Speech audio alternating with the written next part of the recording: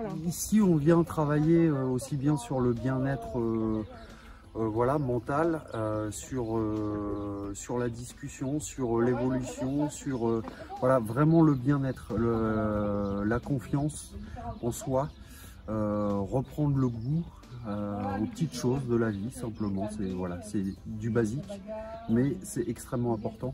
Voilà, j'ai perdu le goût de, et voilà, montrer à la personne qu'il est possible de rebondir quand on a eu un pépin dans sa vie, ou pas, mais on n'est pas bien, voilà, on n'y arrive plus, on n'a plus envie, et ben on remobilise, là par le biais de la médiation, mais montrer aux gens qu'il est possible de passer outre et d'avancer, quoi. Alors moi je suis accompagnant, voilà, comme chez Cécile par exemple, c'est une intervenante. Je la laisse faire son métier d'intervenante. Moi j'ai aussi moi-même des ateliers. Et puis on a évidemment une très grosse partie de discussion, de connaissance des personnes et de confiance. Encore une fois, on revient à la confiance en soi, envers moi, envers les autres, envers les institutions. Voilà, la discussion, c'est simplement. Il faut aussi que les gens soient capables, au bout d'un moment, d'avoir le déclic tout seul, de passer outre et d'avancer aussi, voilà. C'est des gens qui peuvent passer 1 mois, 2 mois, 2 ans, 3 ans. Il n'y a pas de règle. Chacun a son rythme, chacun a son histoire. Donc voilà, il n'y a pas de règle. Alors nous, notre travail, grosso modo, c'est de lever les freins sociaux en vue d'une réinsertion professionnelle. Pour cela, on a quelques leviers. Et le levier qu'on a constaté qui marchait le mieux, c'est vraiment la médiation équine. Il permet en fait de déceler les choses que nous, on ne verrait pas au sein d'un bureau, tout simplement.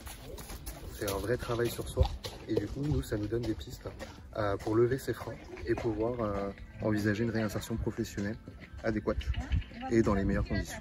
Je pense qu'on peut résumer ce travail-là, cette action-là, par du travail approfondi, tout simplement. Si on ne passe pas par cette étape-là, pour certaines difficultés, on n'arrivera pas à mettre des mots sur ces choses-là. Et du coup, oui, en effet, on voit vraiment la différence de parcours, clairement. Ça génère d'autres projets, en effet, et on est en train de se développer. Nous allons ouvrir une sorte de maison de la transition écologique et de l'insertion professionnelle. Du coup, il y aura plusieurs pôles, donc un pôle maraîchage, un pôle formation, un pôle remobilisation et une toute petite ressourcerie qui leur permettra d'avoir des activités manuelles et de donner un sens à leur journée. Donc c'est en cours, ça va ouvrir dans les prochaines semaines à Mialet. L'idée de cette ouverture de la maison de la transition écologique et de l'insertion, c'est de pouvoir ouvrir le champ des possibles aux bénéficiaires qui, dans un temps, j'allais dire second, mais en fait assez rapide, va pouvoir envisager plusieurs corps de métier, que ce soit l'agriculture, que ce soit la vente grâce aux légumes que nous allons produire et revendre. Ça peut être également de la transformation. Enfin, voilà, tous ces domaines-là, aujourd'hui, ne sont pas du tout exploités au sein de notre structure. Donc nous, on va développer ça. On va essayer. On va y arriver, je pense. J'espère. Et du coup, ça leur permet vraiment, voilà, comme je disais, d'ouvrir le champ des possibles.